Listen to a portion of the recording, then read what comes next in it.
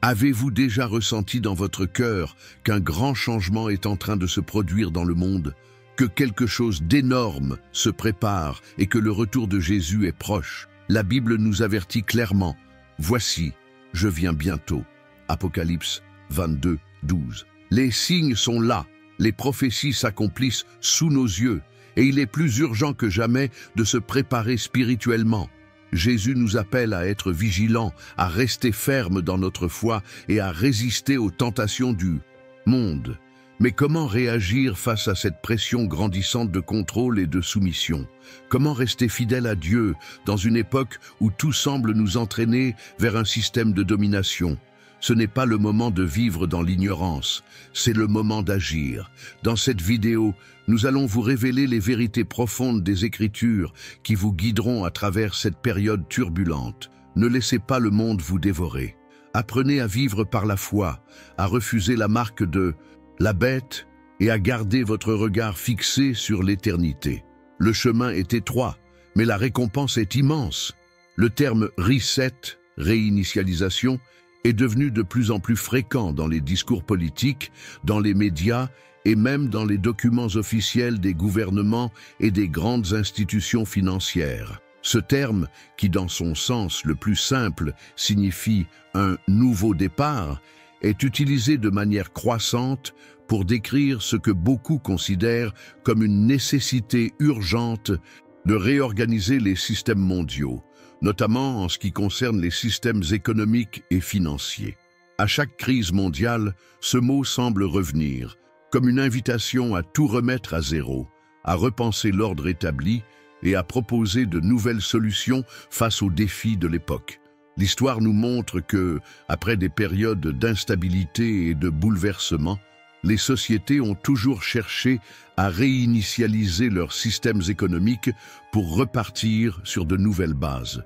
Ces réajustements ne sont pas toujours faciles à comprendre, mais ils font partie d'un cycle naturel qui cherche à équilibrer les excès et à corriger les erreurs des périodes passées. Les signes de cette dégradation sont parfois discrets, mais il est de plus en plus évident que les fondations sur lesquelles repose notre économie mondiale sont en train de se fissurer.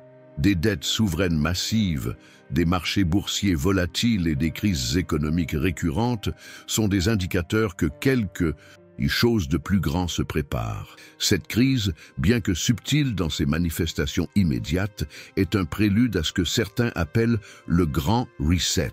Une transformation radicale qui pourrait redéfinir la manière dont nous comprenons la finance, les économies mondiales et même les relations humaines à travers les frontières.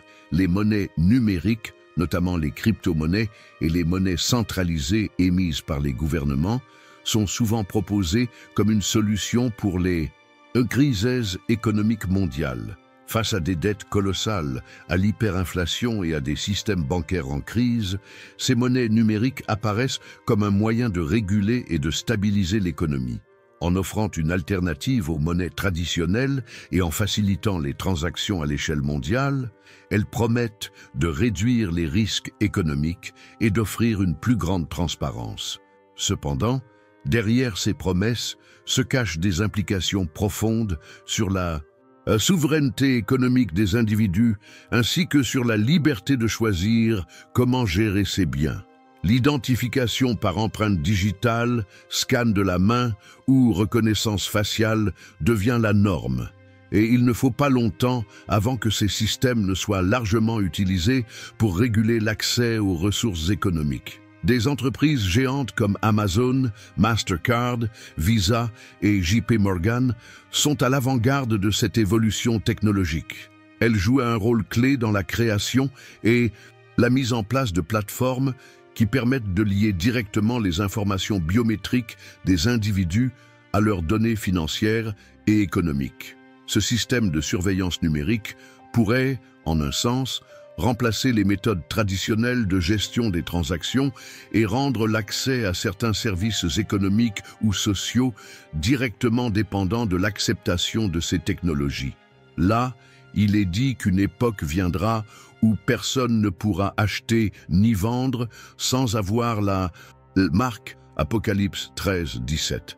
L'avancée rapide du contrôle numérique semble préparer le terrain pour la mise en place d'un système mondial où chaque transaction, chaque achat et chaque mouvement économique sera surveillé et contrôlé. Le lien entre ces développements technologiques et les prophéties bibliques n'est pas à négliger.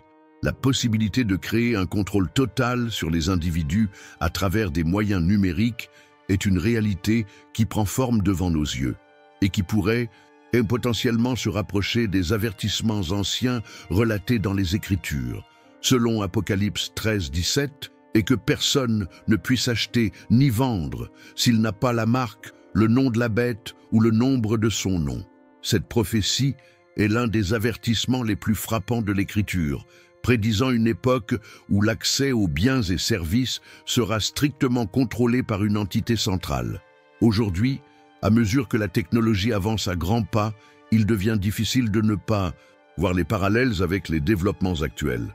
En effet, l'idée que personne ne pourra acheter ou vendre sans cette marque semble de moins en moins être une simple image symbolique, mais plutôt une réalité potentielle, rendue possible par les avancées technologiques en matière de surveillance et de contrôle.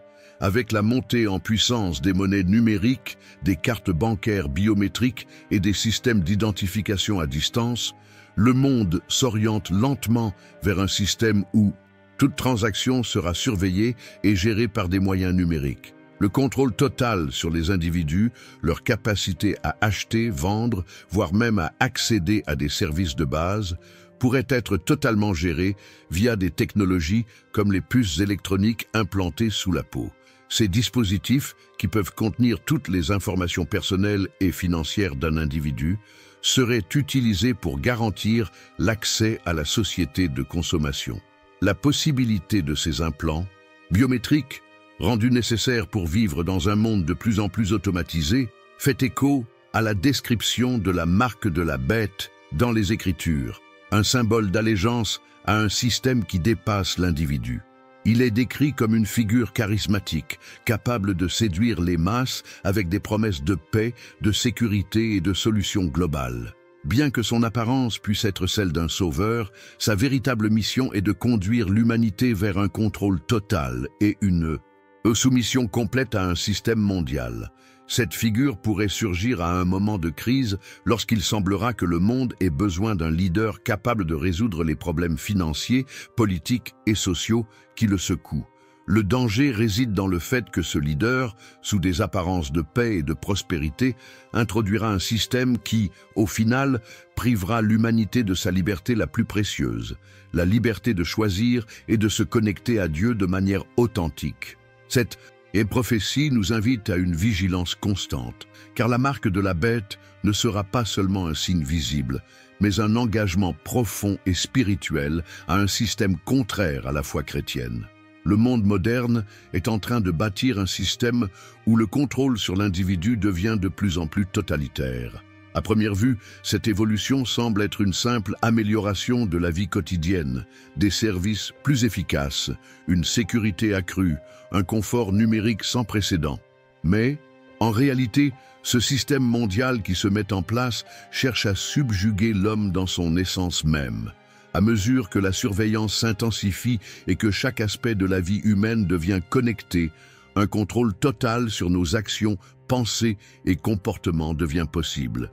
Les données personnelles que nous générons chaque jour, que ce soit par nos achats, nos interactions sociales ou nos habitudes en ligne, sont recueillies, analysées et utilisées pour façonner nos choix, voire pour anticiper nos désirs. Cette avancée technologique, bien que fascinante et tentante, nous place dans une position de vulnérabilité spirituelle.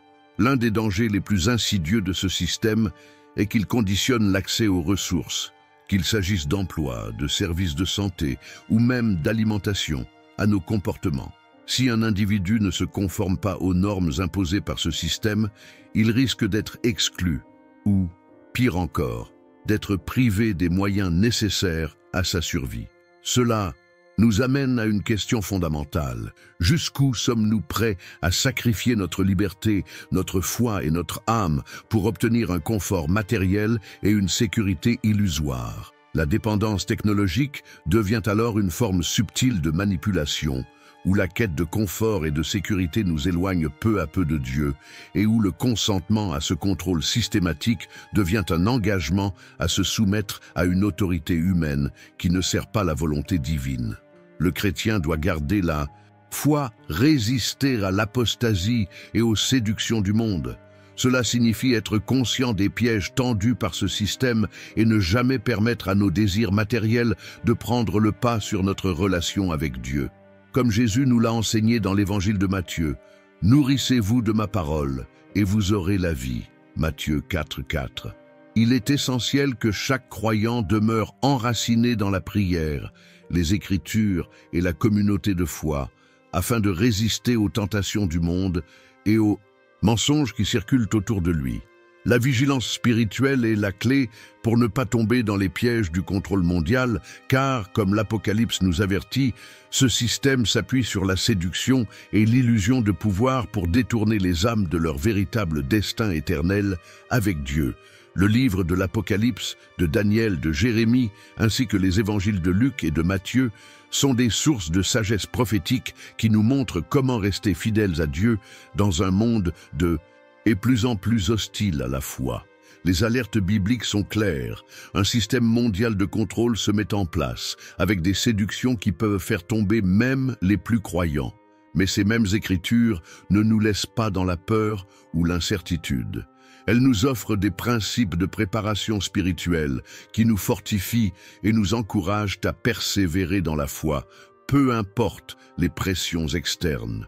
Apocalypse 14, 9, 12 nous rappelle que ceux qui acceptent la marque seront condamnés à une séparation éternelle de Dieu. Le chrétien doit donc être prêt à affronter des épreuves, à perdre des biens matériels et à être marginalisé tout en restant ferme dans sa foi. Jésus, dans Matthieu 16, 24, nous enseigne « Si quelqu'un veut venir après moi, qu'il renonce à lui-même, qu'il prenne sa croix et qu'il me suive. » Ce passage nous montre que suivre Jésus nécessite une sacrification personnelle, mais que la récompense éternelle l'emporte sur tout ce que le monde peut offrir. Dans un monde qui cherche à détourner notre attention des choses spirituelles et éternelles, il est crucial de se concentrer sur ce qui est véritablement important. L'apôtre Paul, dans Philippiens 3,14, nous rappelle de courir vers le but pour remporter le prix de l'appel céleste de Dieu en Jésus-Christ. Le chrétien doit avoir son cœur tourné vers le royaume de Dieu et vivre chaque jour avec l'intention d'honorer Dieu, de servir les autres et de vivre selon les principes éternels sans se laisser distraire par les séductions temporaires de ce monde. Enfin, pour faire face aux luttes spirituelles et aux tentations du monde, il est essentiel de se revêtir de l'armure de Dieu, comme nous le dit Éphésiens 6, 11, 17. Cette armure est composée de la vérité, de la justice, de la paix, de la foi, du salut et de la parole de Dieu, qui sont tous des éléments essentiels pour se protéger contre les attaques spirituelles. Chaque chrétien doit prendre soin de sa vie de prière, de sa lecture de la Bible et de sa communion avec Dieu pour être prêt à affronter les défis de cette époque difficile. Dans cette préparation, nous ne sommes pas seuls. Dieu nous offre sa force, son accompagnement et sa sagesse pour traverser les épreuves, avec l'assurance que, comme il nous l'a promis, il sera avec nous tous les jours jusqu'à la fin du monde. Matthieu 28, 20. Il est impossible de regarder les événements mondiaux qui se déroulent sous nos yeux sans percevoir que quelque chose d'important se prépare. Jésus lui-même nous a avertis que vous ne savez ni le jour ni l'heure. Matthieu 25, 13, mais il est évident que son retour est proche. Ce n'est pas un temps pour l'indifférence, ni pour vivre dans l'illusion que tout restera comme avant. Le monde est en train de changer et Jésus est aux portes. Son retour est imminent. Ce message est un appel urgent à chaque croyant de se préparer spirituellement, de vivre dans la vigilance et la prière, comme des serviteurs qui attendent leur maître. Le temps pour se préparer est maintenant, car nous ne savons pas de quoi demain sera fait. La question n'est pas si Jésus reviendra, mais quand, et sommes-nous prêts? Cependant, au milieu de ces avertissements, il y a une merveilleuse nouvelle.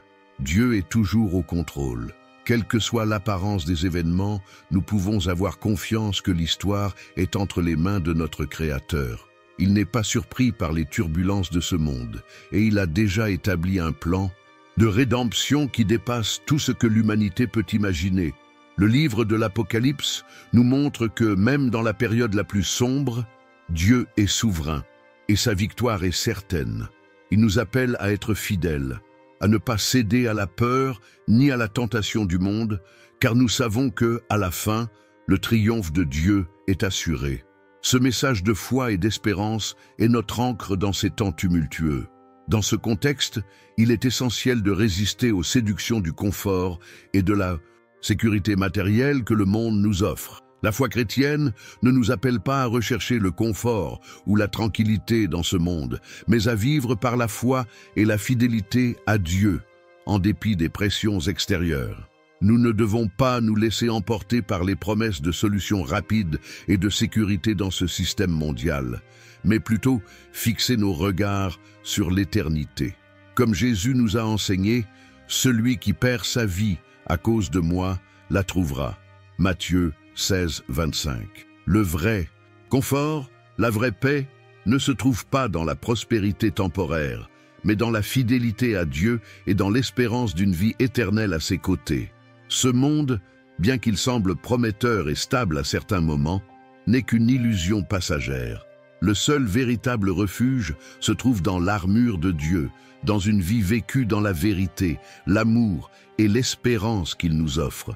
Aujourd'hui, plus que jamais, le temps est venu de vivre selon ses principes, de résister aux séductions du monde et de se préparer spirituellement pour le retour du Christ. C'est un appel à être des témoins vivants de sa vérité, des porteurs d'espérance et des soldats de la foi, prêts à défendre le royaume de Dieu, quels que soient les défis que nous rencontrerons.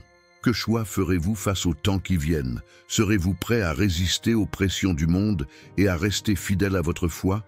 Partagez vos réflexions et expériences dans les commentaires ci-dessous. J'aimerais connaître votre opinion. Si vous croyez en la puissance de la préparation spirituelle, n'oubliez pas de vous abonner à notre chaîne et d'activer les notifications pour ne rien manquer des prochains contenus. Et avant de partir, regardez notre vidéo recommandée sur la manière de renforcer votre foi dans ces temps difficiles. Vous ne voudriez pas la manquer. Merci de nous avoir rejoints aujourd'hui et à très bientôt pour plus d'enseignements puissants. Soyez bénis. Sébastien Benoît.